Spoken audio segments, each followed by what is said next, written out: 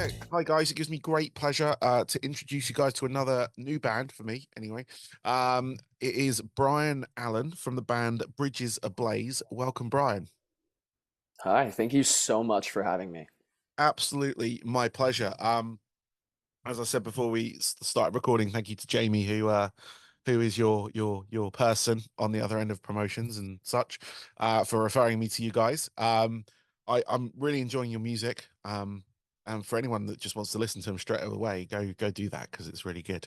Um, but Thank you. yeah, because you're a new band for me, I like to sort of do these sort of discovery podcasts because I have a lot of sort of different level bands come on the show. So it's always nice, having the big known bands on there and everything, and with all the followers and all that kind of stuff. But my passion really lies in sort of discovering bands and things like that. Mhm. And I find them through random search, just stumble upon, go to a show, find support bands. Or in this case, your PR person who likes to develop acts and things like that. Mhm. Refer me to you guys. And yeah, I gotta say, I'm loving the music. And we'll talk about that more in a minute. But can I get a bit of an origin story from you guys? Because there's two of you. You make a bit of a racket for two of you. I'm going to say that. Um, Thank you. but yeah, if I can get some sort of backstory to your guys' beginnings. Yeah, well, me and Ruben met at a guitar center in 2014. And we'd been friends ever since, pretty much, through the years, going through multiple bands, and just kind of always hitting a certain kind of dead end. And in 2019, I remember we were hanging out and I think, just kind of venting and commiserating about, prior bands. And we basically just said, you know what, you want to do something? And so that was the night Bridges started, like as a concept, as an intention.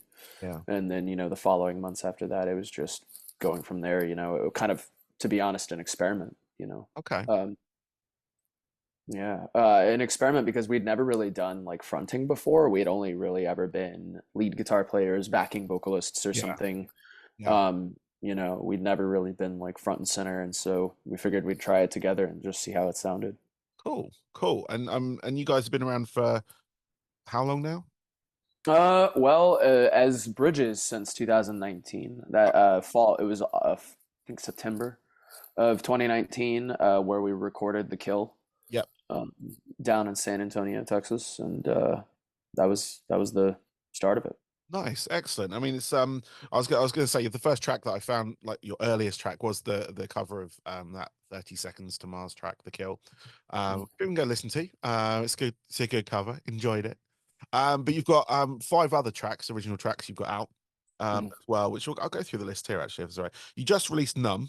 I know that. Yes, That's the first track I heard of you guys. Really like that one. thank you. But the other tracks are really like Heartbroken Angel, Mhm. Hellbent. You've also got, not to negate the other two that I'm about to mention, I do like them as well, but those are my sort of highlight ones. Forever Fallen, and Never Too Late. So those tracks are all singles out now that people can go listen to on whichever service they listen to music on that front.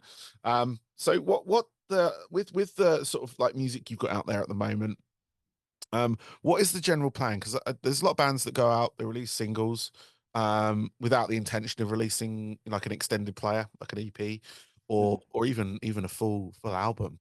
But obviously, I don't know what you guys are up to. So what is your sort of, as a sort of emerging band, what is your sort of plan at the moment? Is there an album in the works, or is it just continuing with putting content out there?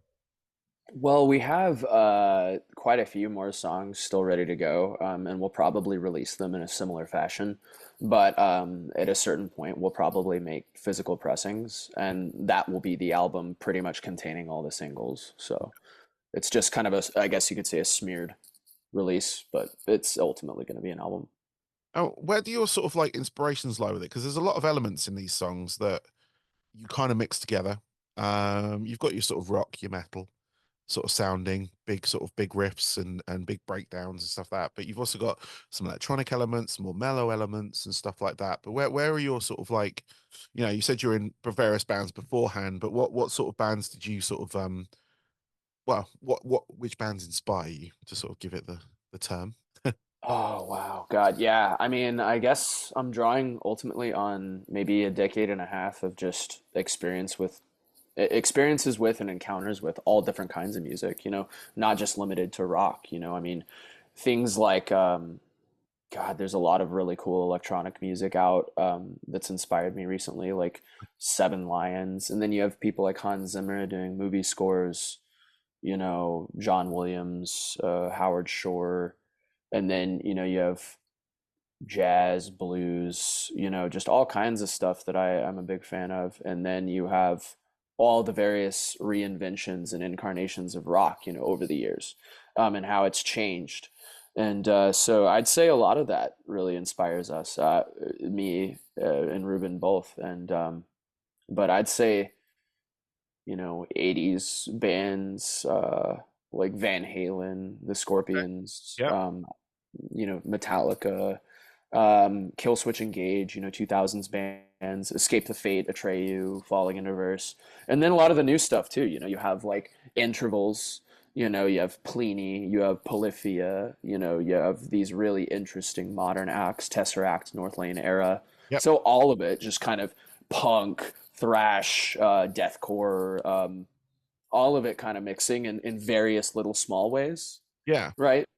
Um, No, I mean, I was just like hearing like a lot of that. Like, I mean, you mentioned the likes of Tesseract, North Lane, and I was going to mention the sort of gent sound as it was called mhm. back then. Now it's more. I think they've settled for progressive, um, to give it away the sort of branding name on it. But yeah, no, there's. I mean, I can hear that in your music. I can hear that kind of like early 2000s, mid 2000 or mid, to tens 20s, in the sort of modern era, and things like that. And I was just because like I've had a couple of bands from your neck of the woods, like Texas, Austin, as well as other places in Texas, that have kind of one in particular, it was a fair few years ago, but they used to have that kind of like um electronic, like the dance music mix with the sort of the rock, the metal. They were called The Taking. And they're no longer a band. I think they're real estate agents now, which is the weirdest. So, Yeah, yeah. um, but Lots no, of money in it. yeah. But there was a couple of other bands. I'm trying to remember their names, but there was like there was this like a lot of electronic music influence. And it just seems strange, like just because Texas to me, I mean, I always mention this, but I lived in the States for a bit.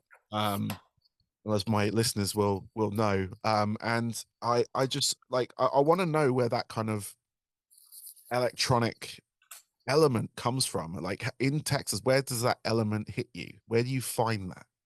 Because I get it if because I was in Florida, so I get it there because you got Miami, which is kind of like the I'd say the EDM capital of the world at the moment.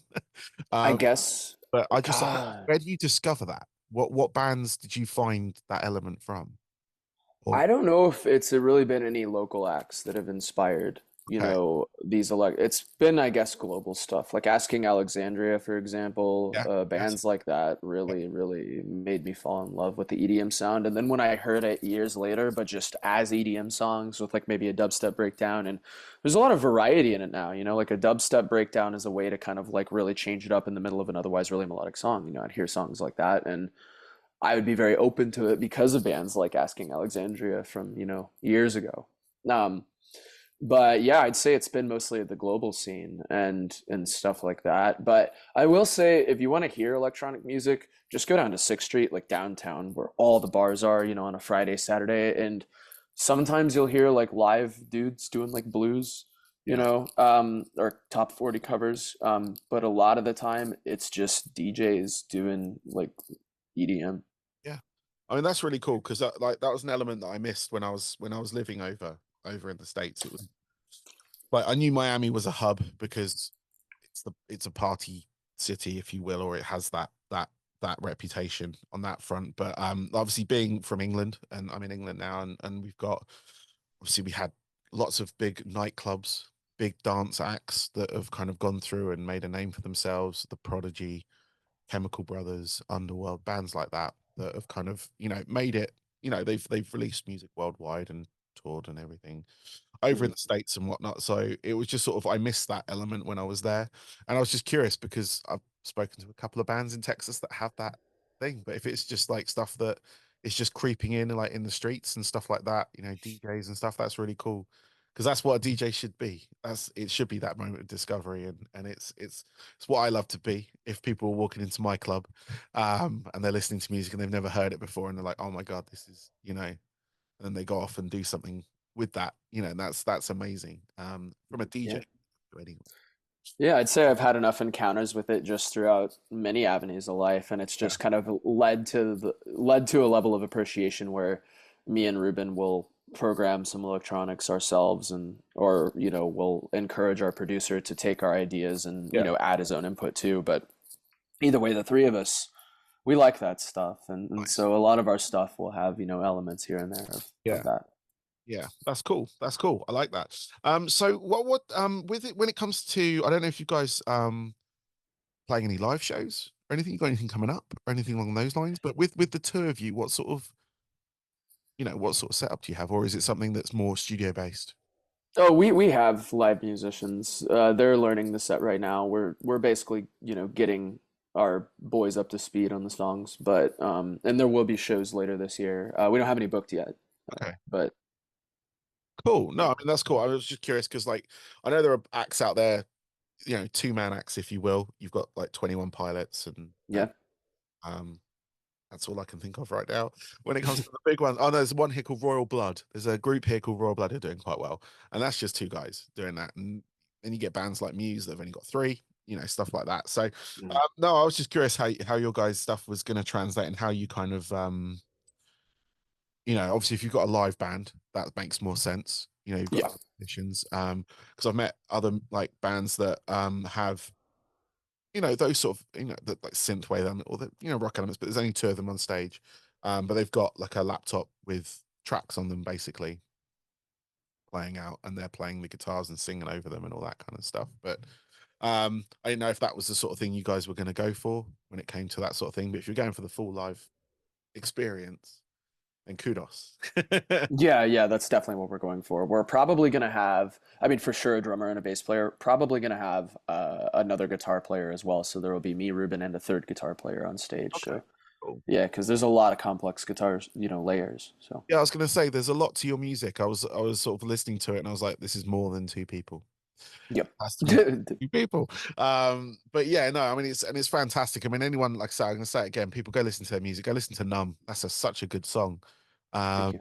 and it was a good introduction from when you released The Kill, because there's a lot of people that like 30 Seconds to Mars, and you've done an absolute stellar cover of that song.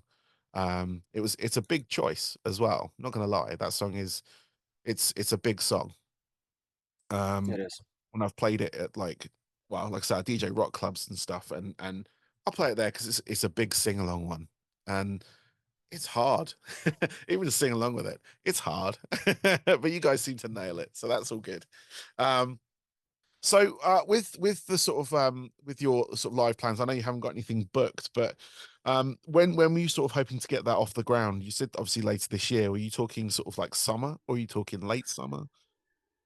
I would say fall Yeah. is probably the most realistic estimation, but we'll just see how it goes. But for sure this year, Yeah, and is for that going sure. to coincide with potentially a release of some kind, like a long player or something? Or Maybe not a long play, but maybe a single or a music video. okay, It might, maybe because at this rate, it's looking like we're gonna be doing some acoustic stuff, kind of end of April, beginning of May. Acoustic versions of Heartbroken Angel and Numb, and then in mid June we're going to do Apocalypse. So I think that will open up September and December for the other two. cool. I was going to ask you about the acoustic side of things because I did see that on your social posts, social media Mm. posts. And yeah, I just sort of always that translation from like a heavy rock song to an acoustic song. Sometimes it works, like it's an easy transition, if you will. How have you found that? Like transitioning those songs. Obviously, a lot of them probably may start off like that, and then you develop it with all the bits. But you know, from what you're producing to what you're performing at the moment, how have you found that sort of easing up? Uh, It's kind of wild, just making a song in general versus a cover versus like a reimagining, like an acoustic rendition or even something different. It can be really weird, and sometimes ideas just come, and sometimes you stare at something and you're like, "How do I even do this?" Yeah. Like, and so sometimes you just come at it from really weird points of view, you know? Yeah. Like, Yeah. um, like with Heartbroken and Numb, there's just so much duh, duh, duh, duh, duh, duh, or boo, duh, Yeah. duh, brr, brr, brr, you know, that Yeah. stuff, just nuts. Um, and so how do you make that acoustic, you know? So we kind of sat back and we were like, you know what, let's just make this as easy as possible on us. And so for these, you know, we kind of just decided to just kind of lock in on more of the chords and the melodies themselves. And so there's quite a bit of a difference, you know, like some parts are totally restructured. And does that give you sort of, would that tempt you to go back and like maybe rewrite it or re-record it with some of those elements being more prominent, or is that something you want to keep separate? Like you've made that track, that is what you wanted it to be, but you've started to develop it as another sort of sound, if you will, but you might have found elements that you were like, oh, actually, this might this might actually work over what we've got already, or instead of this verse kind of thing, or this part of the chorus or something.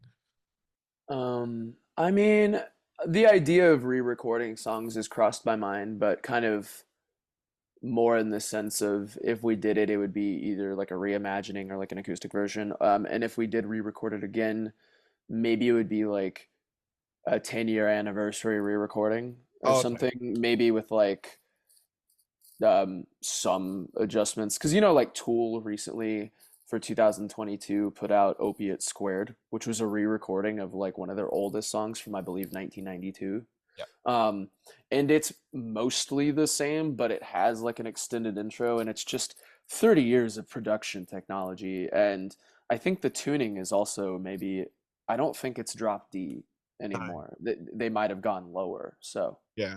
Yeah, I think they have. If I remember rightly, yes, I've heard it, and yeah, and it's there's a few bands that have done that actually, that have kind of like after 20 years or whatever of um after a release they re-record. Well, they I think who did that recently? Saliva did that with Click Click Boom. They oh, that's amazing. did a 20th Wow. anniversary version. And there was someone else, but I can't remember off the top of my head. But that one just popped in my mind because I was listening to it earlier. I Yeah, think and it is slightly different. It is there's obviously production wise, yes, it's improved significantly because Mhm, the technology is so much more now, and I mhm. think they've got a different lineup in some cases as well. So I'm guessing they put their Taylor's version on it, if you will. Um, Right. Yeah, Papa yeah, Roach, Testament, they've done it too. So. yeah, yeah, I think so. Yeah. So I mean, it's definitely a thing. I was just curious because you're breaking these songs down at the moment, and sometimes that can release further ideas to, you know, maybe potentially improve other songs if you feel like it needs improving, obviously. Mhm. You know, And yeah, and there's also the idea of kind of doing like a hybrid live, you know, yeah, like we could have it be like an acoustic intro and then just bust out the eight strings, you know. yeah. Like, Why not? Why not? You know, you've got all so, this to look forward to later this year. So no, that's all cool. So with what I was gonna do is I've got a couple of last questions for you, if that's all right, and then I'll of let you get course. the rest of your day. But these are more sort of based for you, and your sort of like musical upbringing and whatnot. But what I would like to know are your if you can, three most pivotal albums in your life. So not necessarily the favorite albums. These are ones that like, when you were a kid, you heard it and you were like, oh, heck, I want to be in a band, or I want to be doing music, or I want to do whatever you wanted to do as a kid. And most of the time with these things, it does revolve around hearing an album or a particular song. But I like to know the three albums if you can. Oh yeah, there's a few pretty crucial moments. I would say like the first was like just my initial encounters with lead guitar. I would say that's probably Thunderstruck by AC/DC. But if there was an album from that time in my life that kind of would be the most impactful, maybe like the Van Halen Greatest Hits album or Yeah. something. I think they had one back in the day called the Best of Volume 1 Yes. or something. and such a great record, even those new songs they put on there, like Humans Being, Me Wise Magic, Yeah. great songs. And then I'd say so that's like my first encounters with just what lead guitar could be. Yeah. And then I would say maybe a year later, I kind of heard like metal lead Yep. guitar, which I'd say is kind of different, and maybe a Metallica album like Okay. Ride the Lightning or something, Okay. Yep. That's and a solid album. or the Justice album. Good Yeah. Lord. Um, and then there was like an encounter with like modern metal shredding, and at that point that was '07 for me. Yeah. So what had just come out around that time was City of Evil by Avenged Sevenfold, Oh, yep. Yep. and I would say Sinister Gates kind of took, like Metallica took what Van Halen was doing and just totally flipped it on its head. And then Sinister Gates, well, I mean, even Dimebag Darrell and Pantera, like every 10 years, there's the Yeah. legendary guitar player who just says, I'm going to do it differently. And Yeah. so I'd say City of Evil, that blew my mind. Bat Country, Beast and the Harlot. Yeah. Yeah. That is an absolute storm of an album. Yeah. It's a weird one. They should be, no, they are big. They're headlining festivals here. It's weird. They don't feel like a big band to me. Mhm. I've had this set, but as soon as they released Nightmare, I was like, that's it. They're going to be headlining festivals because it was more accessible. Don't get me wrong, it was more accessible. It sounded very much like a Metallica album, Yeah. if you will, because obviously, unfortunately, they lost their drummer, um, and Mhm. and the drummer they got in, he kind of kept things simple, like which was a very good, if you wanted something to sort of live on, that's a very good kind of thing to do as a musician. I don't want to like say they sold out or anything because that would be wrong. It was more like it became easy to dance to, which is a weird thing to say for metal, but it became like accessible for radio as well. I mean, backcountry and things like that, those were played on the radio, but they were kind of odd tempos, if you will, for casual listening, if you will. That kind of makes sense. Yeah. Um, but when it came to that Nightmare album, yeah, it just hit the shelves and it sold however many, streamed however many times if you want to count those as well. But yeah, no, I knew it from that point that kind of cemented them as a big band, but they don't act like one. I think that's the thing with Avenged Sevenfold, like especially with their new album, they kind of reinvented themselves again. Yeah. They kind of they took a gamble, and and it'll pay off for them. There's some solid growing tracks on there as well. I didn't necessarily like connect with it straight away, but given time, it's kind of given me, "Oh, actually, no, these are solid songs. These are, it's one of those bizarre bands. But Yeah. I loved it. but yeah, I loved it. It was awesome. It was yeah, some of it maybe kind of went over my head a little bit, but I'd say there's at least a handful of like really good songs on there. Some of it I was like really refreshed to hear like M Shadow's, scream again. yeah, It's like come on, let's bring it. And he was like, raw. yeah. I don't know, I loved it. Definitely, and City of Angels just reminded me as well. My wife went to school with the guy who did the artwork for that. So, he, What? yeah, he did the artwork for that. He's done stuff for Deftones and things like that as well. But yeah, he does album artwork and just general art. He's one of those lucky people that get to do stuff like that for a living. So, That's so crazy. it's mad. But yeah, finally, my last question for you, is what are your hobbies away from music? So when you're not doing things like Bridges related, what do you do to kind of get away from it? Or have you got anything that that's kind of just yours?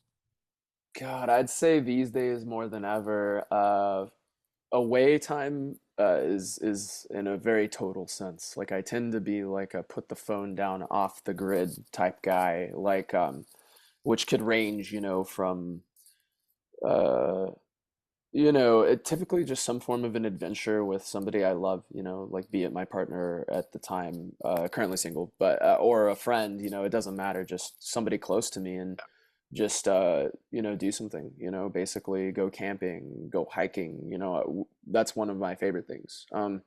There's also Austin's just a nature-based city, so there's so many nature activities, kayaking, canoeing, all of it. And then there's, food. Like food is one of my favorite things on the planet, like sushi, things like that. I love rock climbing. I love just all kinds of adventures. Nice. Traveling is great. Going on a trip, going to the West Coast or East Coast. What else? Movies. Going to the movies, watching movies. That's something that's fun on occasion. Video games, completely retreating from Yeah, the world, honestly. that's really cool. It's a good thing, like as a musician, and like when you go off on tour, that is one of the sort of things to savor, because you get to see some places. Sometimes time is limited, but it's also a great way of getting off the grid almost, if that makes sense. I know a lot of times people they rely on social media when you're out on tour, to sort of keep the thing running, but at the same time you're going to these different places, cities, towns, in random places, and and you hope it will take you around the world. um and having that already kind of instilled, that you do go off the grid, you like to go out and explore. um that's one thing, when I went out on tour, that's one thing I used to like to do, was just explore the town I was in. You Hmm. go out for a walk, because I knew there was hours before sound check, and I could sit in the hotel room or the bus or wherever we were staying, the hostel, depending on what, wherever we were. But I always made a point of going out and viewing where I was, because I feel like this might be my only chance to see it. Yeah. you know and in most cases it was. I've not been back to some of the cities that I used to go to. I've not been back to some of the countries yet. I am planning to tour, like not tour but travel. I've got to that point in my life where I can actually sort of, my kids are grown up enough to leave at home, and and go traveling and stuff like that with my wife and everything. So um, but yeah, no, that's really cool. No, it's a nice hobby to have that, and yeah, thank you very much for your time. Thank you. I really appreciate it. Good luck with everything. I hope to catch up with you guys once more things are happening, like albums and such. And you've always got a place to come and talk about it on here, because I'm enjoying the musical output you're putting out, so it's all good on that front. So, Thank you. Thank oh, you so much. no worries, man. Have a good rest of your day. All right. Hey, you too. Thank you.